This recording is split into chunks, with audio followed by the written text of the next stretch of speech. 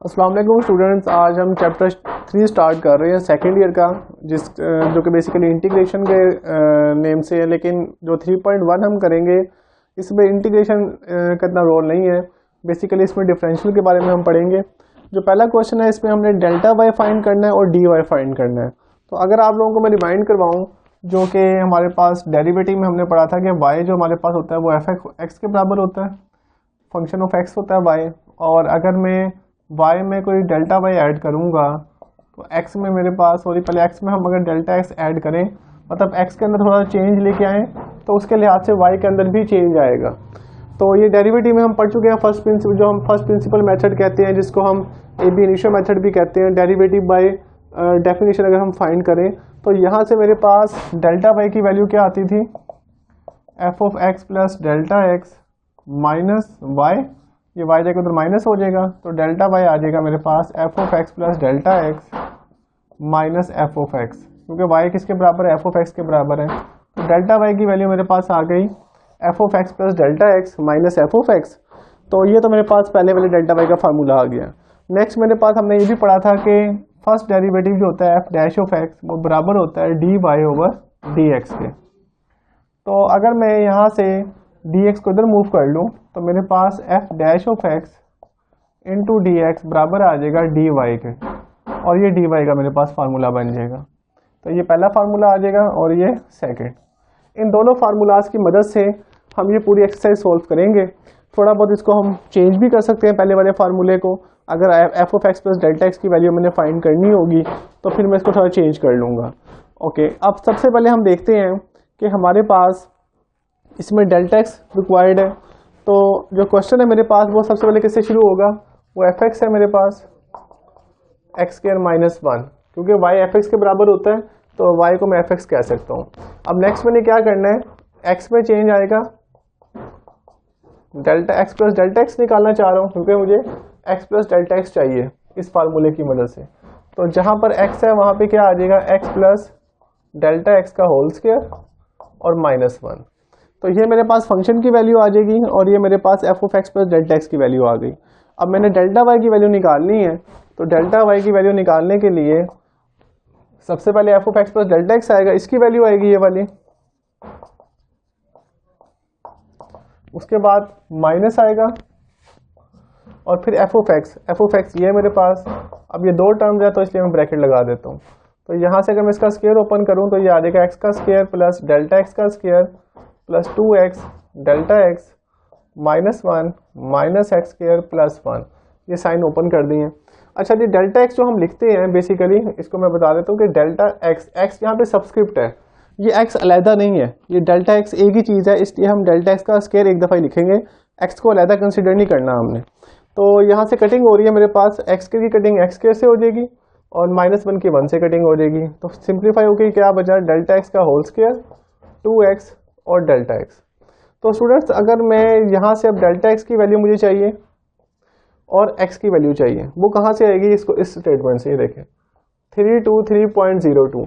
इसमें उसने क्या बताया है कि x चेंज हो रहा है 3 से 3.02 पे, मतलब पहले x की वैल्यू कितनी है, 3 है, उसके बाद चेंज होकर कितनी आई, मतलब x प्लस डेल्टा एक्स की वैल्यू कितनी दी हुई है, 3.02 दी हुई है, क्योंकि ये चेंज हो गया है और इंक्रीमेंट हुआ है। पहले 3 थी, उसके बाद इंक्रीज हो गई, इसका मतलब x प्लस डेल्टा एक्स है।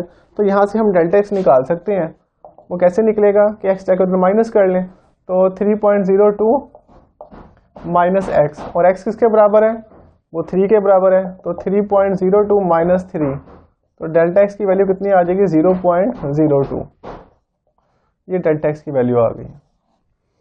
और एक और अभी मैं आगे चीज़ बताना चाहूँगा आप लोगों को कि डेल्टा एक्स जो होता है वो मेरे पास dx के एग्जैक्टली इक्वल होता है, लेकिन जो डेल्टा वाई होता है ये अप्रोक्सीमेट इक्वल होता है dy के। ये किस तरह होता है, ये ग्राफिकली आपको बताया जा सकता है कि अगर हम सीकेंड को टेंजेंट में कन्वर्ट करें, जो कि बुक में ग्राफ बनाया हुआ भी है, तो लेकिन मैं उसकी डिटेल में जाना नहीं चाह रहा क्योंकि हमारा जो मेन कंसर्न है वो क्वेश्चन से रिलेटेड है। तो वो आप बुक्स से देख सकते हैं कि जब आप सीकेंड को टेंजेंट में कन्वर्ट कर रहे होते हैं तो डेल्टा एक्स जो होता है वो आपके पास वही लेंथ रहती है जब सीकेंड टेंजेंट में कन्वर्ट होती है, लेकिन डेल्टा वाई जो होता है वो कम हो जाता है, वो डी वाई थोड़ा स्मॉल हो जाता है डेरिवेटिव जब बनता है। तो यहाँ पर आपके पास अब x की वैल्यू 3 थी, वो आप पुट कर सकते हैं, और डेल्टा एक्स की 0.02 वैल्यू पुट कर सकते हैं। तो 0.02 का होल स्क्वायर और उसके बाद +2 3, एक्स की वैल्यू 3 आ गई और फिर आगे 0.02 इस तरह। तो इसको आप कैलकुलेटर में सोल्व कर सकते हैं, और कैलकुलेटर में सोल्व करने के बाद आपको फाइनल आंसर मिल जाएगा इसका। तो मैं इसका फाइनल आंसर नहीं लिख रहा हूँ क्योंकि अभी कैलकुलेटर मेरे पास तो अवेलेबल नहीं है, लेकिन आप लोग खुद इसे ट्राई कर सकते हैं। तो डेल्टा वाई की आपके पास वैल्यू आ जाएगी। ओके, नेक्स्ट हमने फाइंड क्या करना था स्टूडेंट, डी वाई। तो डी वाई का फार्मूला क्या लिखा हुआ है जी, F dash of x into D x. तो एफ डैश ऑफ एक्स कैसे लेंगे, इसका डेरिवेटिव ले लें फंक्शन का। फंक्शन का डेरिवेटिव आपने चैप्टर 2 पढ़ा है, तो चैप्टर 3 पे हम पहुंचे हैं। तो उसमें डेरिवेटिव क्या होता था, एक्स स्क्वायर का डेरिवेटिव 2x होता है। तो ये 2x आ गया एक्स स्क्वायर का, और 1 का 0 होगा कांस्टेंट का। तो dx वैसे का वैसे, ये तो साथ लिखेंगे हम। तो ये मेरे पास dy का फार्मूला बन गया।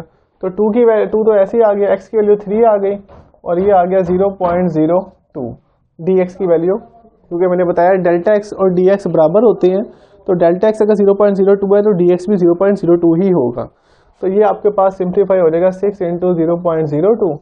तो इसको तो मैं वैसे भी सिंप्लीफाई कर सकता हूँ 0.0 और 1 2। तो ये अप्रोक्सीमेट वही वैल्यू होगी जो इसको सॉल्व करके आ रही होगी, लेकिन थोड़ा बहुत इसमें क्या होगा, डिफरेंस होगा। वो आप चेक कर सकते हैं कि डेसिमल्स 2 डेसिमल या 3 डेसिमल के बाद जाके आपको चेंज मिलेगा इसमें। दूसरी बात आपने याद रखनी है कि हमेशा सेकंड में से फर्स्ट को माइनस करना है। अगर ये वैल्यू छोटी हो सकती है, ये वैल्यू बड़ी भी हो सकती है इससे, क्योंकि इंक्रीमेंट भी हो सकता है, डिक्रीमेंट भी हो सकता है। अगर ये वैल्यू छोटी भी होगी तब भी आप सेकंड में से फर्स्ट को माइनस करेंगे। जैसे पार्ट 2 है, उसमें उसने 2 से 1.8 पे मूव करवाया है, तो फिर भी आपने 1.8 में से माइनस करना है 2 को, तो 0.2 आएगा आपके पास डेल्टा एक्स। बाकी सारी वैल्यू ऐसी ही रहेगी, एक्स के लिए 2 लेंगे हम शुरू में, तो और इसमें कोई ज़्यादा चेंज नहीं आएगा। लेकिन आपने इस बात का ख्याल रखना है कि हमेशा आपने जो इंक्रीमेंट वाली वैल्यू होगी उसमें से स्टार्टिंग वैल्यू माइनस करनी है, जो ओरिजिनल वैल्यू होगी एक्स की। तो इसके जो बाकी पार्ट्स हैं दो, वो आप इसी मेथड से, इसी फार्मूलाज की मदद से सॉल्व कर सकते हैं। Okay student, next question number 3 में पहले सॉल्व करवा रहा हूँ क्योंकि उसमें यही फार्मूलाज यूज़ होने हैं। उसके बाद हम क्वेश्चन नंबर 2 पे मूव करेंगे। तो अब मेरे पास जो 4√17 की मैंने यूज डिफरेंशियल वैल्यू फाइंड करनी है, और ये अप्रोक्सीमेट वैल्यू होगी, एग्जैक्ट वैल्यू हम इससे नहीं फाइंड कर सकते डिफरेंशियल की मदद से। तो इसलिए आपने इस बात का ख्याल रखना है कि जब अप्रोक्सीमेट वैल्यू फाइंड कर रहे हैं आप, तो आप ये वाला फार्मूला ही यूज़ करेंगे फर्स्ट वाला। तो उसके अंदर अगर आप देखें कि अगर मैं F of x plus delta X की वैल्यू फाइंड करता हूँ, तो एफ एक्स इधर आके क्या हो जाएगा, प्लस हो जाएगा F of x plus delta y. तो डेल्टा वाई की वैल्यू अब हमें फाइंड करने की जरूरत नहीं है। अब इसकी जगह पे क्या लिख सकते हैं, डी वाई लिख सकते हैं अप्रोक्सीमेट। तो एफ ऑफ एक्स आ जाएगा प्लस डी वाई, लेकिन ये एग्जैक्टली इक्वल नहीं होता, अप्रोक्सीमेट इक्वल होता है, इसलिए यहाँ पे अप्रोक्सीमेट का साइन हो जाएगा F of x plus delta X. तो F of x plus delta X का ये वाला फार्मूला हम यूज़ करेंगे इस क्वेश्चन के लिए, जिसके अंदर अप्रोक्सीमेट का वैल्यू साइन हो रहा होगा। और डी वाई का फार्मूला आपको मैंने बताया हुआ है कि वो वही है एफ डैश ऑफ एक्स और डी एक्स। मतलब इसकी जगह पे हम वही लेंगे कि डेरिवेटिव और डी एक्स से मल्टीप्लाई कर देंगे। तो ये बेसिकली हमारे पास फाइनल फार्मूला बनेगा। तो सबसे पहले फंक्शन देख लेते हैं एफ एक्स क्या है यहाँ पे, क्योंकि यहाँ तो वाई की वैल्यू गिवन नहीं है। तो जब भी आपने इन क्वेश्चन में फंक्शन बनाना है, तो आप सबसे पहले एफ ऑफ एक्स किस तरह बनाएंगे कि आपने 4 और जो पावर के अंदर वैल्यू लिखी होगी उसको आपने एक्स कंसिडर कर लेना। जो भी आपके पास पावर के अंदर वैल्यू होगी वो आपके पास एक्स कंसिडर होगा। तो इसका मतलब है फंक्शन मेरे पास क्या आ गया, x 4th root of x, जिसको मैं ये भी लिख सकता हूँ एक्स की पावर 1/4। अब आपने x अगर हम कंसिडर क्या करेंगे, क्योंकि मेरे पास x और डेल्टा x भी नहीं है इस क्वेश्चन में, तो इसके करीब मैं वो नंबर लूँगा x जो जिसकी पावर 4 बनती होगी। तो अगर आप देखें 17 के करीब 16 ऐसा नंबर है जिसको 2 की पावर 4 में लिख सकते हैं। 4 को देख रहे हैं क्योंकि बाहर 4 लिखा हुआ है, तो इसका मतलब है x मेरे पास क्या होगा, 16 होगा, जो इसके करीब वैल्यू लेंगे जिसकी पावर 4 बन सकती है। लेकिन हमने जो आंसर निकालना है वो 17 का निकालना है। तो अब मैं फार्मूला कौन सा यूज कर रहा हूँ, ये वाला। अगर x मेरे पास 16 है तो मुझे डेल्टा x कितना लेना पड़ेगा, 1, तभी ये 17 बनेगा। तो x प्लस डेल्टा x जो होना चाहिए वो आपके पास इसके बराबर ही होना चाहिए। इसलिए हम x को अगर 16 ले रहे हैं तो डेल्टा x हम क्या लेंगे, 1 लेंगे, जो इसके करीब हो, मतलब इसको प्लस करें तो दोबारा 17 बन जाए। तो दोबारा सुन लें, x हम वो वैल्यू लेंगे जो इसके करीब हो, 17 के करीब हो, और उसकी पावर 4 बनती हो, क्योंकि पावर 4 वाला सवाल है। अगर यहाँ 5 पावर होती और 31 लिखा हुआ होता तो फिर 32 लेते, 2 की पावर 5 32 बनता है। तो स्टूडेंट एफ एक्स मुझे मिल गया है 4√x। अब मुझे और क्या चाहिए, फंक्शन तो आ गया, इसका डेरिवेटिव चाहिए, तो इसका डेरिवेटिव ले लेते हैं फंक्शन का। पावर पहले, पावर में से एक कम 1/4 -1, तो वो मेरे पास आ जाएगा 1/4 x की पावर -3/4। तो इसको प्लस भी कर सकते हैं नीचे लेके जाके 1/4, तो x की पावर आ जाएगी 3/4। ये मेरे पास डेरिवेटिव आ गया फंक्शन का। तो डेरिवेटिव भी आ चुका है, फंक्शन की वैल्यू भी मुझे मिल गई है। तो मैं ये फार्मूला यूज़ कर लेता हूँ कि f of x plus delta x मेरे पास किसके इक्वल आ जाएगा, F of x plus d y, ये वाला अप्रोक्सीमेट इक्वल है। तो यहाँ पे 16 इसकी वैल्यू और प्लस 1 17 हो जाएगी। फंक्शन ऑफ 17 पे निकालना है।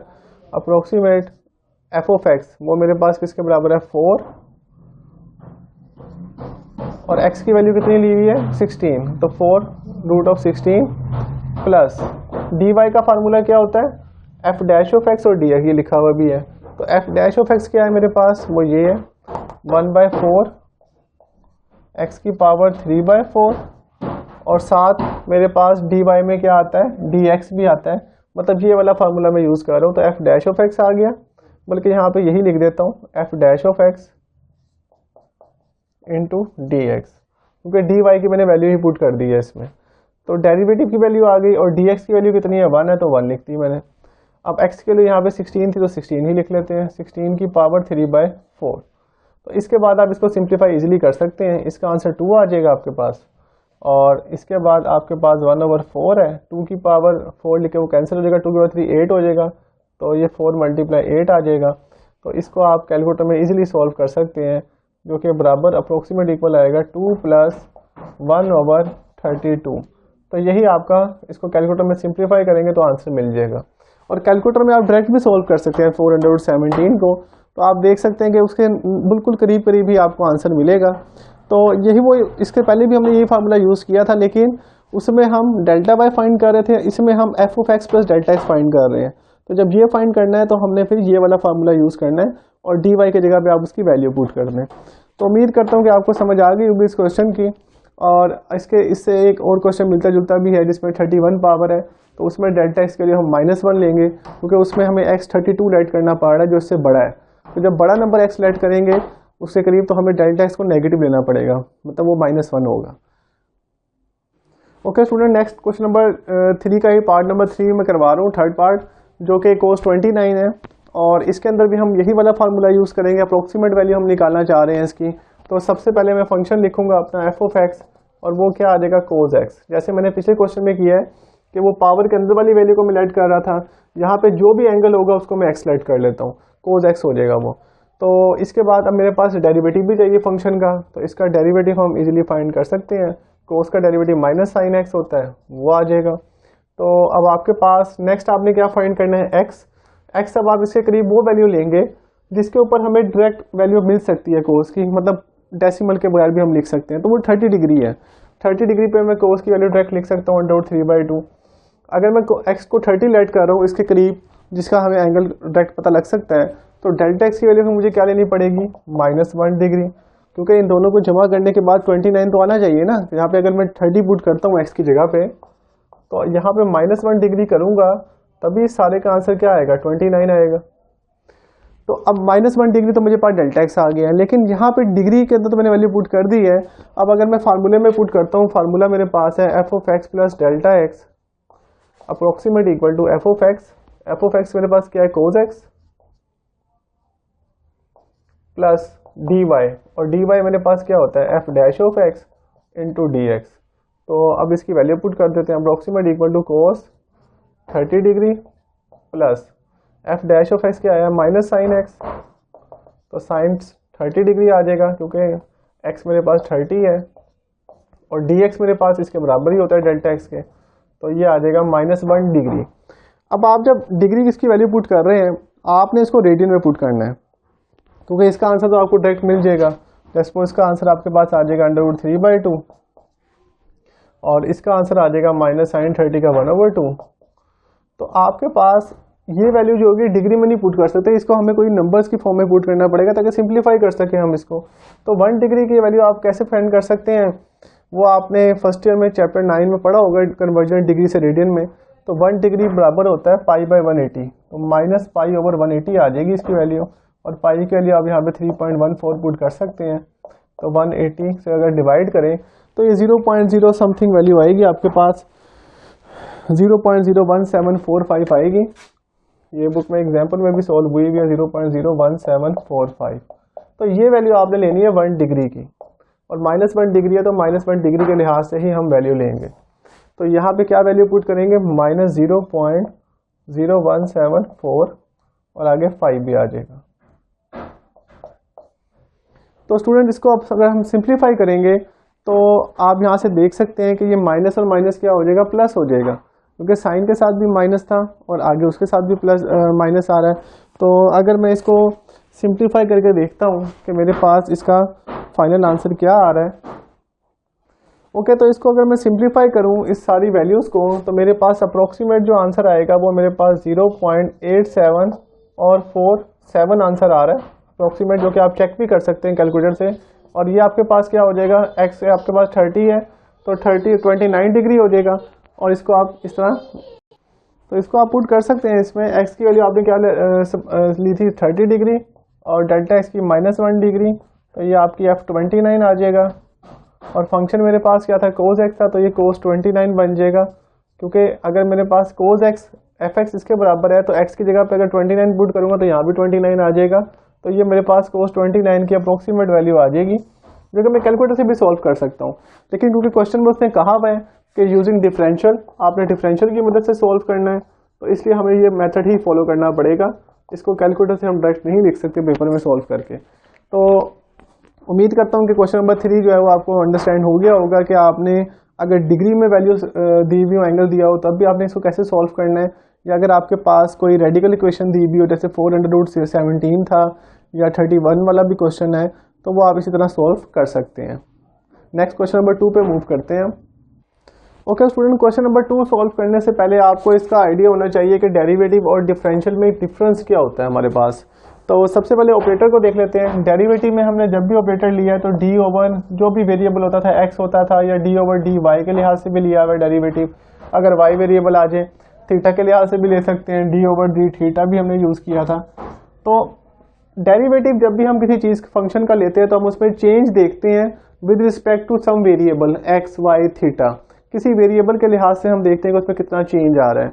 लेकिन डिफरेंशियल जब हम देखते हैं तो उसका ऑपरेटर सिर्फ डी होता है। ये आपके पास डायरेक्ट चेंज है, मतलब इंडिपेंडेंट चेंज होता है, इसमें किसी के लिहाज से हम चेंज नहीं देखते। तो डिफरेंशियल का जो ऑपरेटर है वो डी होता है, और डेरिवेटिव का डी ओवर डी एक्स भी हो सकता है, डी ओवर डी वाई भी हो सकता है। बाकी जो रूल्स डेरिवेटिव में हमने पढ़े थे, पावर रूल, कोशेंट रूल, वो सारे डिफरेंशियल पे भी यूज़ होंगे।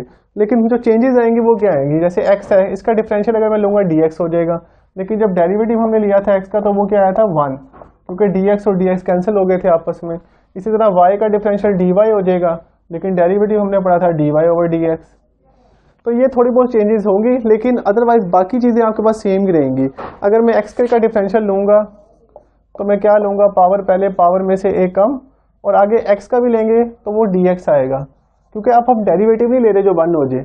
लेकिन जब हम एक्स का डेरिवेटिव हमने लिया था तब हमने क्या रूल लगाया था, पावर पहले पावर में से एक कम, और आगे एक्स का डेरिवेटिव 1 होता था तो हम वो लेते नहीं थे, हम 1 ही लिख देते थे उसको। तो यहाँ पे अब 1 नहीं आएगा, यहाँ पे डी एक्स आएगा, क्योंकि एक्स का डिफरेंशियल मैंने बताया है अब आपके पास 1 नहीं है, डी एक्स है। तो ये थोड़ी बहुत चेंजेस हैं जो कि आपने इस क्वेश्चन में यूज़ करनी है, और बोर्ड पॉइंट ऑफ व्यू से काफ़ी इंपॉर्टेंट क्वेश्चन है ये। तो इसको मैं पहले क्वेश्चन शुरू करवा देता हूँ कि x y plus x is equal to 4, और लिखा हुआ है कि यूजिंग डिफरेंशियल आपने करना है, तो डेरिवेटिव हम यूज़ नहीं कर सकते। अब डिफरेंशियल की मदद से इसको सॉल्व करना पड़ेगा। इसलिए पेपर में जब ये क्वेश्चन आएगा तो आप जब क्वेश्चन की स्टेटमेंट पढ़ेंगे, डिफरेंशियल लिखा होगा तो आपको आइडिया हो जाएगा ये 3.1 का क्वेश्चन है, क्योंकि डेरिवेटिव से भी इसका आंसर आ जाएगा d y by d x. लेकिन वो आपको फिर मेथड फॉर्म सही नहीं होगा, तो हमने d y by d x भी निकालना है और d x by d y भी निकालना है, ये दोनों फाइंड करने हैं। तो इसके लिए अब आप पहले डी दो तरफ अप्लाई कर दें डिफरेंशियल, तो यहाँ पे डी आ जाएगा एक्स वाई पे, इधर भी डी आ जाएगा आप पे एक्स पे, और यहाँ भी डी आ जाएगा 4 पे, क्योंकि ऑपरेटर मेरे पास क्या है, डी है। तो ये अब हमने माइंड में रखना है कि ऑपरेटर अब डी लेंगे जब भी डिफरेंशियल लेंगे, तो इस पे प्रोडक्ट रूल लग जाएगा, एक्स ऐसे ही वाई का डिफरेंशियल डी वाई, फिर वाई ऐसे ही एक्स का डिफरेंशियल डी एक्स। ये मैं बता चुका हूँ आपको। इस तरह एक्स का डिफरेंशियल डी एक्स, और कॉन्स्टेंट का डेरिवेटिव जीरो होता है, डिफरेंशियल भी जीरो होगा। अब डी एक्स दोनों में कॉमन आ रहा है, कॉमन ले लेते हैं, तो यहाँ से y बचेगा और वहाँ से 1 आ जाएगा, जब सारी वैल्यू कॉमन आ जाएगी, और यहाँ आ जाएगा x dy। तो dx वाली टर्म्स को हम राइट साइड पे मूव कर देते हैं, तो x dy की वैल्यू क्या आ जाएगी, minus y plus 1 into D x. ये जाके उधर माइनस हो गया। हमने dy बाई डी एक्स निकालना है, dx को उधर ले आए और x को वहाँ जाके डिवाइड कर दें, तो ओवर x। ये आपके पास dy बाई डी एक्स का आंसर आ गया। इसी तरह अगर आपने dx बाई dy का आंसर निकालना है, तो आपको दोबारा क्वेश्चन सॉल्व करने की जरूरत नहीं है, इसको बस रेसिप्रोकल ले लें, x ऊपर आ जाएगा और y प्लस 1 डिवाइड में आ जाएगा, और माइनस को मैं ऊपर ही लिख देता हूँ, उसे नीचे शिफ्ट करने की जरूरत नहीं है। तो इसी तरह अगर आप dy बाई dx निकाल रहे हैं, तो dx बाई dy निकालने के लिए आपने सिर्फ एंड में क्या करना है, उसका रेसिप्रोकल ले लेना है। बाकी रूल्स इसमें वही यूज हो रहे हैं जो डेरिवेटिव में थे, सिर्फ ऑपरेटर यहाँ पे चेंज हो गया है, जो कि यहाँ पे अब डी यूज हो रहा है। तो ऑपरेटर को आपने लाजमी फोकस करना है, क्योंकि सारा जो फर्क है वो ऑपरेटर का है, इसमें वो डी है। तो ये आपने माइंड में रखनी है चीज़। ओके स्टूडेंट, इसी क्वेश्चन नंबर 2 का मैं पार्ट नंबर 2 अब सॉल्व करवा रहा हूँ, एक पार्ट में और सॉल्व करवा रहा हूँ। उसके लिए आप डी दोनों तरफ अप्लाई करें, एक्स का स्क्वायर अगेन डिफरेंशियली यूज करना है हमने, d of 2y square is equal to d of 16। Again आपके पास वही रूल अप्लाई होगा, पावर पहले, पावर में से एक कम, और एक्स का डिफरेंशियल डी एक्स, जो कि मैंने अभी आपको बताया था कि x का dx होता है, y का dy होता है। तो ये अब लेने हैं हमने। तो इसी तरह यहाँ पे 2 बाहर आ जाएगा, कांस्टेंट सिर्फ y स्क्वायर पे डिफरेंशियल अप्लाई होगा, 16 का डिफरेंशियल 0 हो जाएगा, कांस्टेंट का डेरिवेटिव 0 होता है, डिफरेंशियल भी 0 आ जाएगा। इसके बाद इसको और सिंप्लीफाई कर लेते हैं, dx और 2 ऐसे आ जाएगा, पावर पहले, पावर में से एक कम, 2 माइनस 1, और आगे y का differential dy is equal to 0। तो ये 4y dy हो जाएगा। इसको उधर ले जाते हैं dx वाली टर्म को, तो 4y dy minus 2x dx। तो अगर मैंने dy बाई dx निकालना है, तो dy बाई dx क्या आ जाएगा, 4 वहाँ जाके डिवाइड हो जाएगा, तो 2 4 से कटिंग होकर 2 हो जाएगा, तो माइनस x ओवर 2y आ जाएगा इसका आंसर, dy ओवर dx का। तो अगर मैंने इसका रेसिप्रोकल ले लूँ, तो वो मेरे पास क्या आ जाएगा, dx ओवर dy, जो कि है 2y ओवर x। तो उम्मीद है कि समझ आ गई होगी आपको। बिल्कुल उसी मेथड से हमने सॉल्व किया है जिस तरह मैंने इसको पहले क्वेश्चन करवाया था आपको। Okay student, next question number मेरे पास 4 है, जिसमें मेरे पास एक फंक्शन डिफाइन किया गया, वॉल्यूम ऑफ क्यूब। तो आप लोग सब इस बात से वाकिफ ही होंगे कि किसी क्यूब का अगर वॉल्यूम निकालना है, तो वो मेरे पास किस तरह निकलता है कि उस वॉल्यूम निकालने के लिए उस क्यूब की लेंथ, विड्थ और हाइट को हम क्या करते हैं, मल्टीप्लाई कर देते हैं। तो अगर ये मेरे पास x है, ये भी x है और ये भी x है, तो वॉल्यूम मेरे पास किसके बराबर होगा, x की पावर 3 के। ये तो मेरे पास फंक्शन हो गया वॉल्यूम का, x की पावर 3।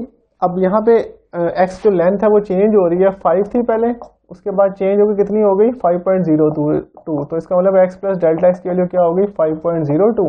तो यहाँ से डेल्टा एक्स में निकाल सकता हूँ, 5.02 में से x माइनस कर लें 5, तो 0.02 आ जाएगी। ओके, तो डेल्टा एक्स आ गया, तो ये मेरे पास dx भी यही होगा, 0.02। अब मैंने चेंज बताना है, कितना चेंज आएगा वॉल्यूम में अगर मेरे पास 5 से 5.02 हो जाए जो लेंथ है। तो पहले हम इसको ग्राफिकली देख लेते हैं कि पहले मेरे पास जो क्यूब था उसका वॉल्यूम 5 के लिहाज से निकाल लेते हैं। वो कितना बनेगा, मेरे पास सारी साइडें 5 5 थी, तो वॉल्यूम कितना आ गया था, 5 मल्टीप्लाई 5 मल्टीप्लाई 5, 125। लेकिन अब जो मेरे पास नेक्स्ट क्यूब बनेगा वो इसका वॉल्यूम लेंथ इंक्रीज करके बनेगा, मतलब अब जो मेरे पास बनेगा वो 5.02 हो गई लेंथ, ये चीज़ हो गई। तो अब हर लेंथ 5.02, ये भी 5.02 हो गई। तो अब वॉल्यूम कितना आ जाएगा, 5.02 मल्टीप्लाई 5.02 मल्टीप्लाई 5.02। तो अगर आप इन तीनों को मल्टीप्लाई करें और उसके बाद माइनस करें 125 उसमें से, तो वो चेंज इन वॉल्यूम मिल जाएगा आपको, वही आंसर होगा आपके पास। लेकिन हमारे पास इसका जो मेथड है, अगर मैं इसको वॉल्यूम 1 कह देता हूँ और इसको वॉल्यूम 2 कह देता हूँ, तो वॉल्यूम 2 में से वॉल्यूम 1 माइनस कर दें तो वो मेरे पास डी वी आ जाएगा, चेंज इन वॉल्यूम। अब यहाँ पे हम कैसे सोल्व करेंगे कि हम डिफरेंशियल लें डी वी, तो इस पे जब डिफरेंशियल लेंगे x की पावर 3 पे, तो पावर पहले पावर में से एक कम और x का डिफरेंशियल dx। ये डायरेक्ट चेंज में निकाल दूँ, तो डायरेक्ट चेंज निकालने के लिए मुझे डिफरेंशियल ही लेना पड़ेगा, तो वही मैंने डिफरेंशियल फाइंड किया है। अब इसके अंदर वैल्यू पुट कर दें आप, x की वैल्यू कितनी थी 5 और dx की वैल्यू कितनी आई है 0.02, तो आपके पास 3 × 25 × 0.02, तो ये आपके पास चेंज इन वॉल्यूम मिल जाएगा आपको, इसको सॉल्व करके आंसर आएगा और ये वही आंसर होगा जो आपके पास इन दोनों वॉल्यूम्स को माइनस करके आया होगा। तो इसको अभी कैलकुलेट कर लेते हैं। तो मल्टीप्लाई करके अगर हम देखें इसको, इन तीनों को अगर मल्टीप्लाई करें तो मेरे पास आता है 126.5 वॉल्यूम 2। तो 126.5 में से अगर मैं माइनस करता हूँ 125 तो आ जाता है 1.5, जो कि चेंज इन वॉल्यूम बता रहा है। अब इसको सॉल्व कर लेते हैं। 3 को मल्टीप्लाई किया 75 आ गया, मल्टीप्लाई 0.02, तो ये इसका ट्वाइस हो जाएगा और पॉइंट के बाद आएगा तो 1.5 आएगा इसका आंसर। तो ये वही आंसर आ रहा है जो इन दोनों के वॉल्यूम्स का डिफरेंस आ रहा था।